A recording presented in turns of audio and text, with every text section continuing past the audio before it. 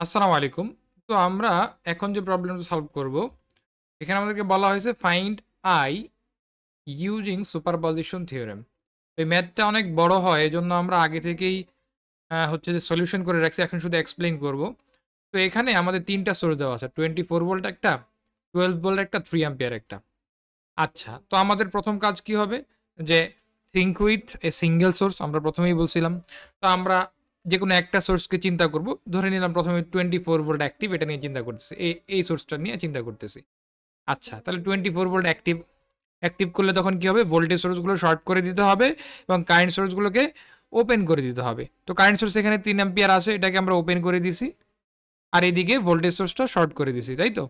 আচ্ছা, এখন আমার সার্কিটটা কেমন হচ্ছে? কারেন্টের ডিরেকশনটা যদি খেয়াল করি, এই যে আই কারেন্ট ঢুকতেছে, তাই না? এই আই কারেন্টটা দুইটা ভাগে ভাগ হচ্ছে, আই ওয়ান, এই যে আই ওয়ান এবং আই টু। তো আই ওয়ান কারেন্টটা এই 3 ওহমের মধ্য দিয়ে যাচ্ছে, আর আই টু কারেন্টটা এই 4 ওহমের মধ্য দিয়ে যাচ্ছে। যাওয়ার পরে দুইটা কারেন্ট আবার একত্রিত হয়ে আই কারেন্টই হচ্ছে, মানে টোটাল কারেন্ট হয়ে যাচ্ছে, তাই না? কারণ আর তো কোনো রাস্তা নাই, এদিকে ওপেন। তো এই দিক দিয়ে চলে যাচ্ছে, সে 24 ভোল্টে আবার সে ব্যাক করতেছে। ওকে, তো এখন তো আমার প্রথম কাজ কি হবে? আমার এখানে বের করতে হবে কি, এই যে 3 ওহমের কারেন্টটা বের করতে হবে না? তো আমরা 3টা সোর্সের জন্য আলাদা আলাদাভাবে কারেন্টগুলো বের করব।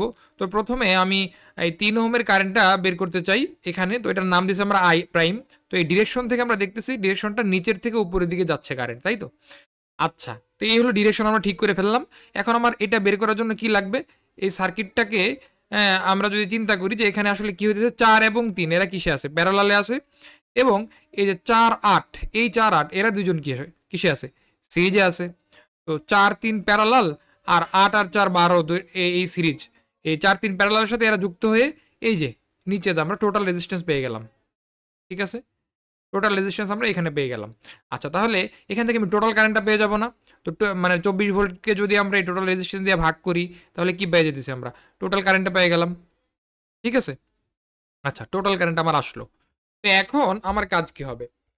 এখন এই টোটাল কারেন্ট পাওয়ার পর এই কারেন্টটা এখন কি দুইটা ভাগে ভাগ হচ্ছে। একটা হচ্ছে এই 3 ওহমের মধ্য দিয়ে যাচ্ছে, আরেকটা হচ্ছে এই 4 ওহমের মধ্যে দিয়ে যাচ্ছে। তো 3 ওহমের মধ্যে দিয়ে যে কারেন্টটা যাইতেছে, এটাই তো আমার সেই কি বলে আমার যে কাঙ্ক্ষিত কারেন্ট যেটা আমরা চাইতেছি, তাই তো? 3 ওহমের মধ্যে দিয়ে প্রবাহিত আই প্রাইম যেটা।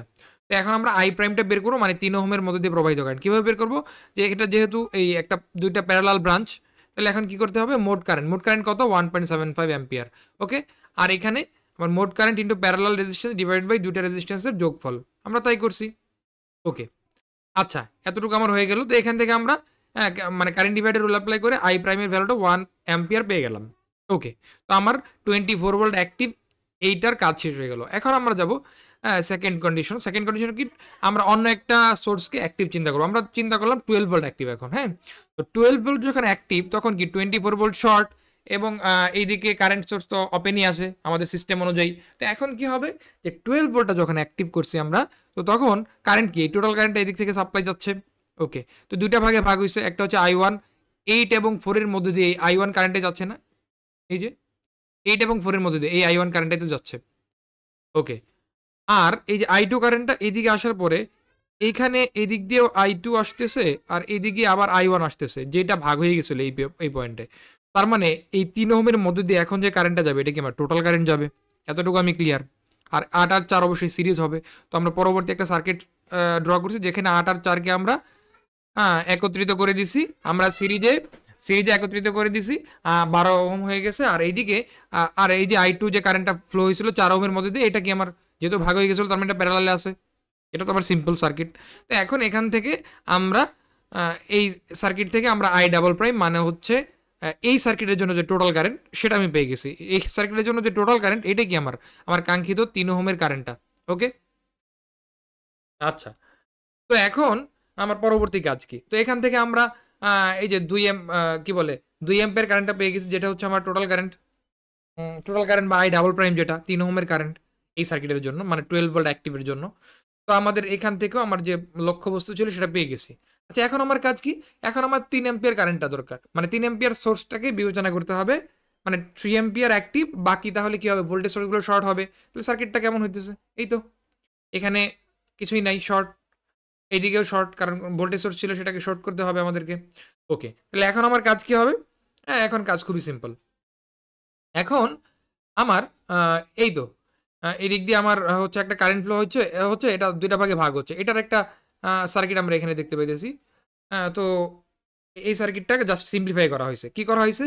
যে এখানে দেখতে পাচ্ছি ৩ অ্যাম্পিয়ার কারেন্টটা এই ৪ ওহম আর এই যে ৮ ওহম এই ২ টার মধ্যে দিয়ে ১ম এ ফ্লো হচ্ছে। I1 কারেন্টটা এখানে আসার পর আবার ২ টা ভাগে ভাগ হয়েছে I3 এবং I ট্রিপল প্রাইম। ওকে। তো আমার উদ্দেশ্য কি? I ট্রিপল প্রাইমটা বের করা। এই যে I ট্রিপল প্রাইমটা বের করা আমার উদ্দেশ্য। তো এটার জন্য আমার যা করা লাগে আমি তাই করতেছি। কি করতে হবে? জাস্ট কারেন্ট ডিভাইডার রুল ২ বার এপ্লাই করব। একবার আমি I1 টা পাবো। কারণ I1 টা বের না করলে তো আমি I ট্রিপল প্রাইম পাবো না। তাই না? তো ১ম এ আমি I1 টা বের করলাম। ওকে। I1 বের হইল। এরপরে 1.75 অ্যাম্পিয়ার আসলো। তো এটা এখন এই ২ টা ব্রাঞ্চের জন্য ৩ ওহম এবং ৪ ওহমের জন্য এটা কি আমার টোটাল কারেন্ট। মানে এই ২ টা ব্রাঞ্চের জন্য মোট কারেন্ট কি আমার I1 তো, তাই না? তাহলে এই যে মোট কারেন্ট আমার I1 ঢুকলো ইনটু, হচ্ছে আমার মোট রেজিস্ট্যান্স মানে সরি এই যে এই ৩ ওহমের কারেন্ট আমি I ট্রিপল প্রাইমটা কার ৩ ওহমের কারেন্ট। তাহলে এর প্যারালালে কত আছে? ৪ আছে। তো মোট current into parallel resistance divided by এই ৪ যোগ ৩ এই তো ৪ যোগ ৩। ঠিক আছে? তো এখান থেকে আমরা সরাসরি 1 অ্যাম্পিয়ার পেয়ে গেলাম। ক্লিয়ার? আচ্ছা তাহলে I ট্রিপল প্রাইম আমরা পাইছি। তাহলে এখন আমার আর কি বাকি রইল? তাহলে সবগুলোই আমরা ৩ টা সোর্সের জন্যই কারেন্টগুলো বের করলাম। ৩ ওহমের যে কারেন্ট সেটা বের করে নিলাম। এখন হচ্ছে ডিরেকশন নিয়ে চিন্তা করতে হবে। তো আমার মূল ডিরেকশনটা কোন দিকে ছিল? নিচের দিকে ছিল। তাহলে এখন প্রত্যেকটা সার্কিটের জন্য, প্রত্যেকটা সোর্সের জন্য আলাদা, আলাদাভাবে যে কারেন্টের ডিরেকশন সেটা কি আছে খেয়াল করতে হবে। এই যে প্রথম ২৪ ভোল্টের জন্য কারেন্টটা কি উপরের দিকে যাইতেছে। তাহলে এটা হচ্ছে আমার মানে মেইন ডিরেকশন হচ্ছে নিচের দিকে। আর আমার I প্রাইম এর ভ্যালু হচ্ছে উপরের দিকে। তাহলে এটাকে অবশ্যই নেগেটিভ ধরতে হবে। এই যে আমরা নেগেটিভ চিন্তা করছি। এরপরে আমার এই যে 12 ভোল্ট যেটা আছে, 12 ভোল্টের কারেন্টটা কোন দিকে গেছে? 12 ভোল্টের কারেন্টটা নিচের দিকে নামছে, তাই না? এই যে নিচের দিকে নামছে দেখতেই পাইতেছি। তাহলে এটা যেহেতু মূল কারেন্টটাও নিচের দিকে, তাহলে 2 টাকে আমরা পজিটিভ চিন্তা করব। আচ্ছা, এরপরে আমার কি আছে? এরপরে আমার এই যে 1 অ্যাম্পিয়ার আসছে। 1 অ্যাম্পিয়ারটা কি নিচের দিকে আছে? তাহলে নিচের দিকে হলে পজিটিভ, তাই করছি। এরপরে 2 অ্যাম্পিয়ার আমার ক্যালকুলেশনের পরে এটাই হচ্ছে আমার ৩ ওহমের actual current and this is the answer. Okay? এই ছিল মোটামুটি আমাদের। ধন্যবাদ সবাইকে। আসসালামু আলাইকুম।